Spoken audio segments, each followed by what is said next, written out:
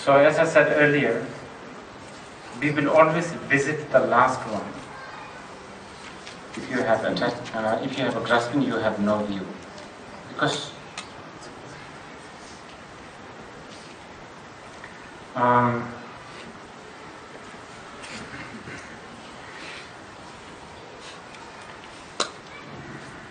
I don't know how to put this, how to sort of begin this one.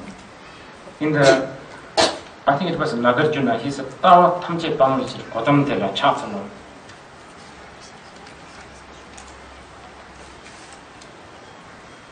See, when you read the phrase, if you have grasping, you have no view. As you read this, automatically our mind look, then we think there must be a right view. There must be a higher view, profound, higher right view.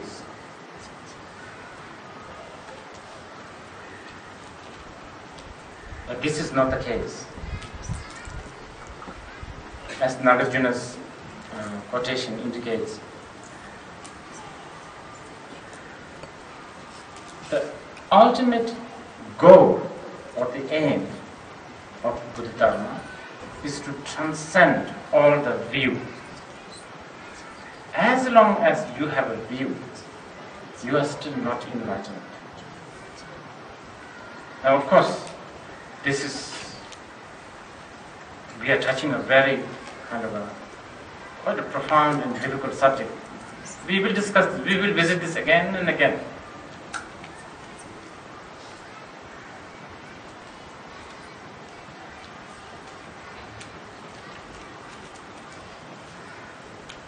Okay, so the question, what is there in it for us? Why should we practice this Mahayana path? Very simple answer. Don't we all want to be happy? Happiness is the key. Don't we all want to really live happily forever? Happiness is what we want. Happiness is what we are looking for. Happiness is what we are struggling for.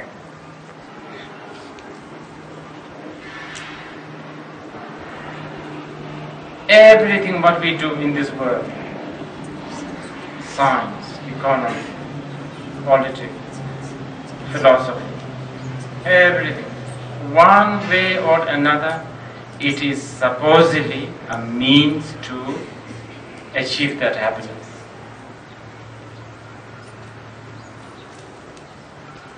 Individual happiness and happiness for all.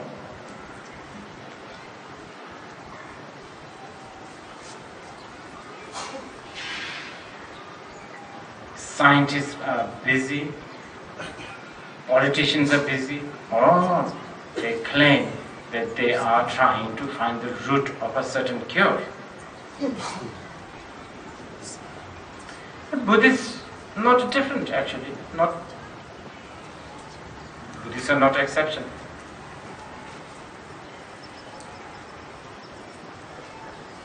Yes, to begin with, yes, the follower of the Buddha Dharma, they must enter to the Dharma looking for happiness, even though I was telling you that that is not the aim. They must come with a sense of tiredness and exhaustion towards the samsaric suffering. The same thing over and over and over. We have done this, been there, done that. Sense of exhaustion towards all this samsaric life. So we are trying to look for long-lasting, if not forever, happiness. Okay? The Buddhist answer, or what I should say, Manjushri's answer to this is, Well, if you want to be happy, you have to get rid of this shamba, this attachment. In 4 categories, you have to get rid of it. Because as long as you have attachment, you are not going to be free from pain, anxiety, hope, and fear.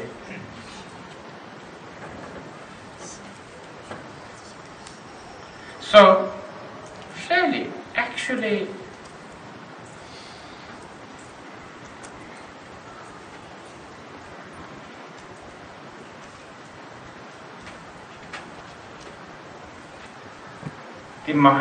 the Buddhist path is actually really practical. It's not really abstract.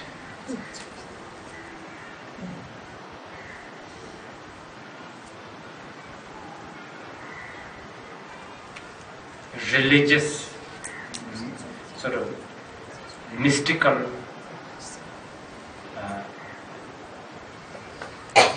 path. It is really practical. It's really practical.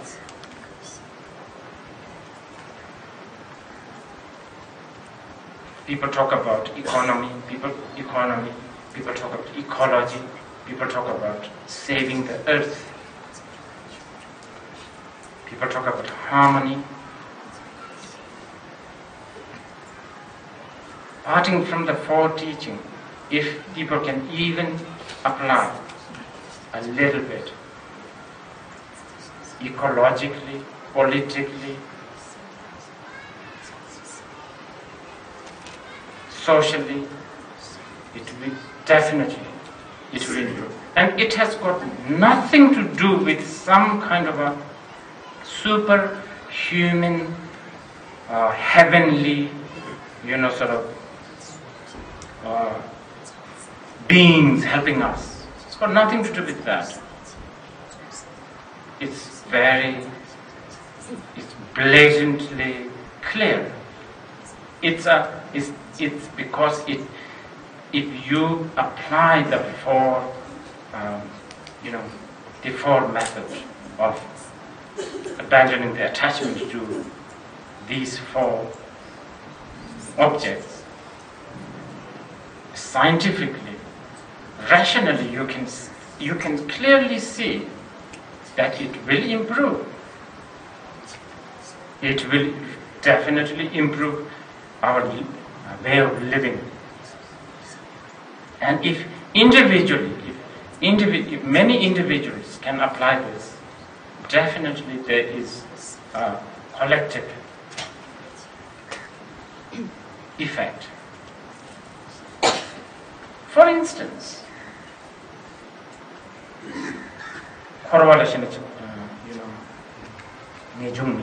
the second aspect. If you have attachment to samsara, you have no renunciation. Even the concept of renunciation, the moment the word, again the word renunciation is it's overused and tarnished with all kinds of interpretation. Because nowadays you utter the word renunciation, the young people are not interested because they think that renunciation is immediately something to do with going to the cave and eating nettle soup. Then, who wants to do that? Of course not the young people. Even I don't want to do this, actually. I like to, update my computers, and I like to see the latest movies, stuff like that. There's so much things to do. So, the word renunciation actually is not practical in this modern world sometimes when you hear it in a different way. But actually, it is one of the best policy, really best policy. A very simple example if I give you. Everybody wants to be rich. Lots of balance in the bank. That's what people want. And that people think that if you have a lot of, extra cash flow, then you are safe and happy and all of that, isn't it? Now, in the second training,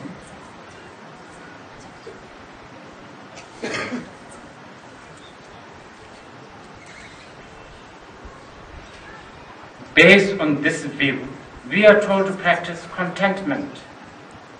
Contentment. And this is a wonderful, actually, it's really a psychological training.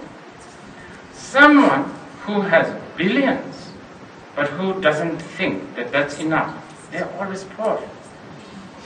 Because what does poor mean? Poor means someone who thinks that I don't have this, I don't have that, That's what poor means.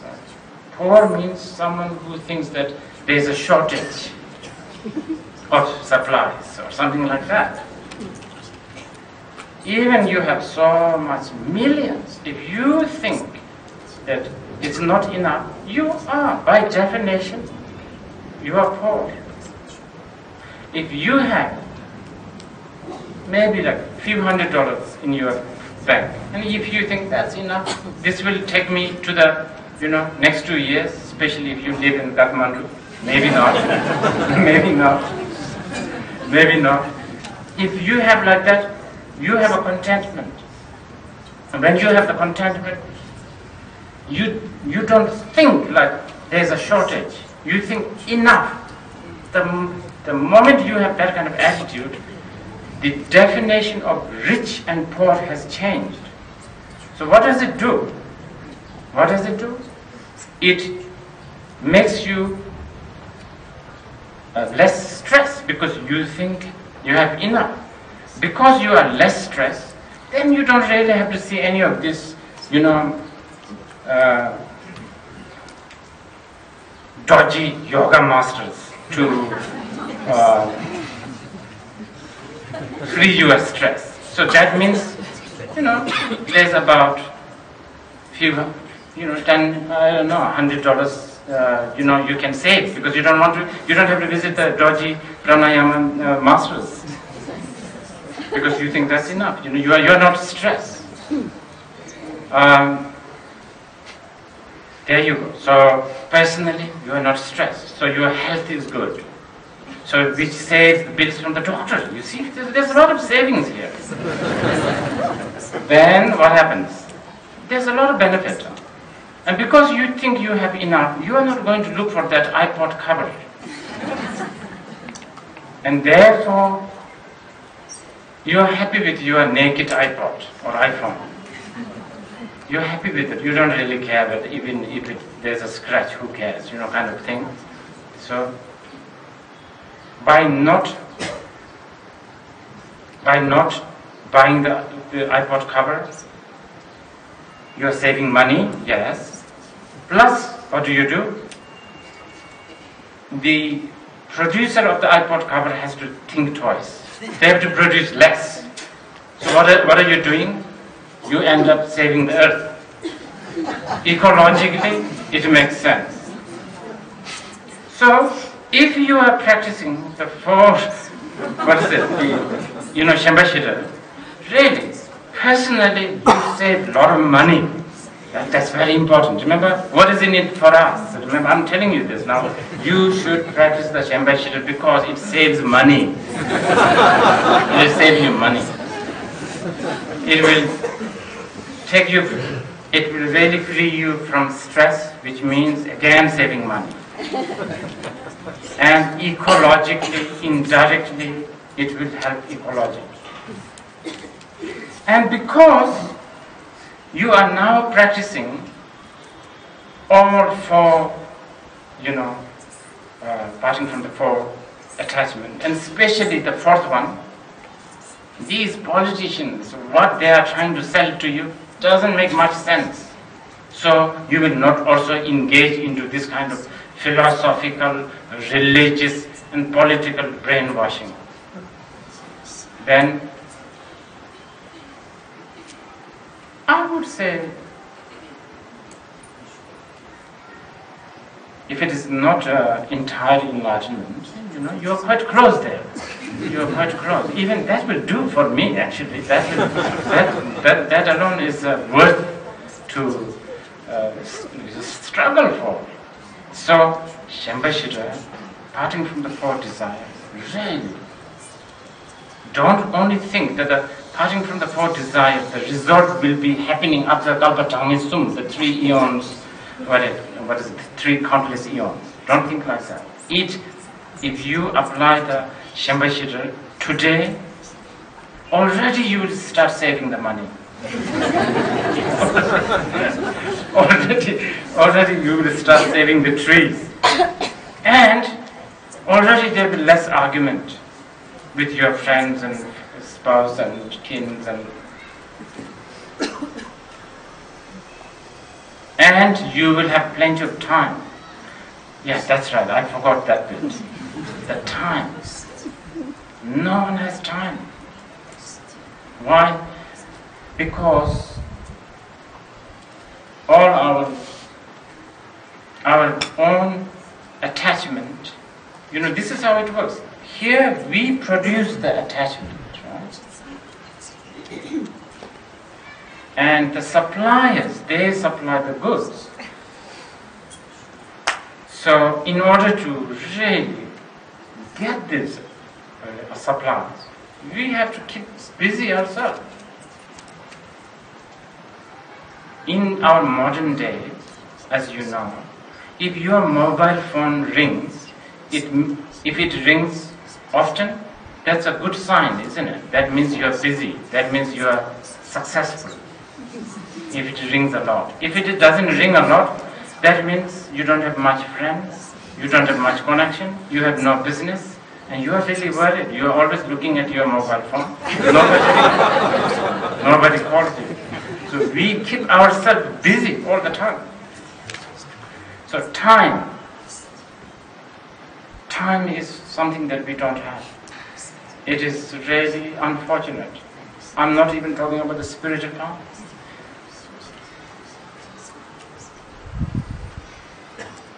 Even on the mundane,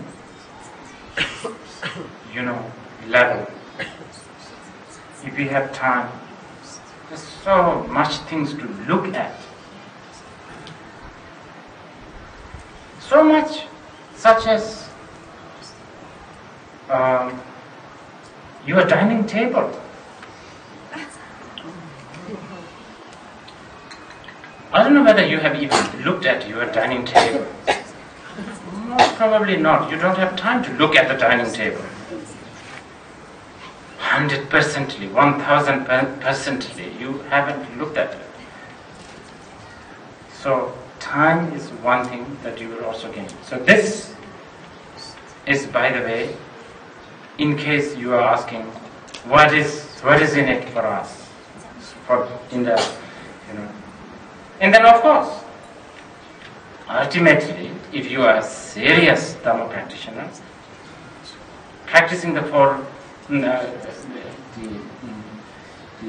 Shambhashira, of course, is not just, as I said right in the beginning, is not just to save your money or free you from stress, but it is ultimately,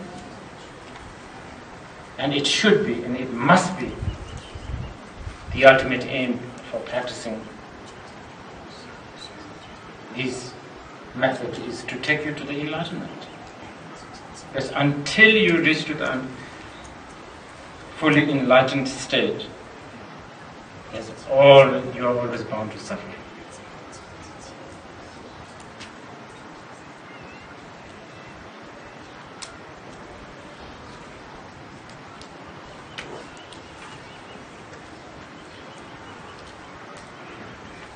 Okay.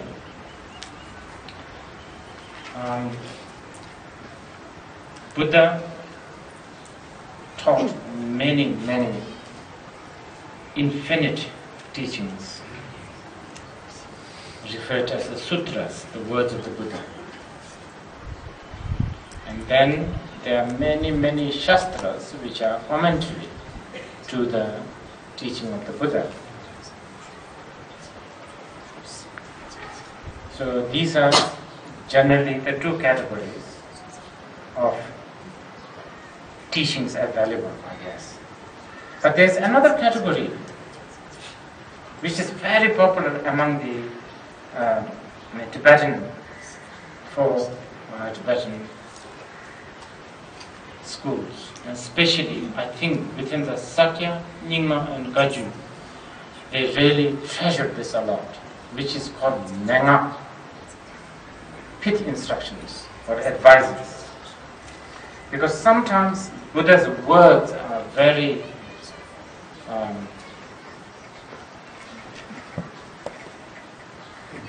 Buddha's words are infinite, Buddha's words are too profound, as Chandrakirti stated, until you have achieved the first bhumi, you cannot even actually understand the words of the Buddha, thoroughly. So, understanding the words of the Buddha can be quite challenging for ordinary beings. Therefore, we have the Shastras. But Shastras can be very, grand, so complex. So, what we need, especially if you are interested in practicing, what we need is some kind of a guideline to actually, it's like a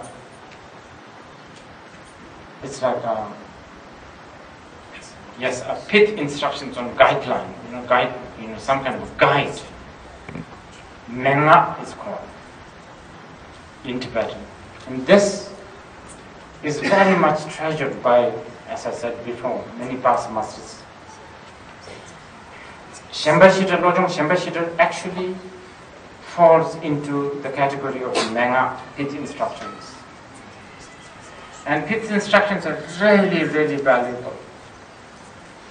I always use this example, and I will use this again,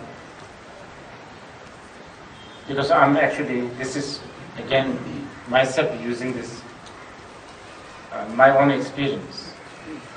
I don't know how to ride bicycle. I tried to learn so many days. Somehow, I don't know, with my own bodily, function or whatever, it just doesn't work, but it's getting better. It's getting better.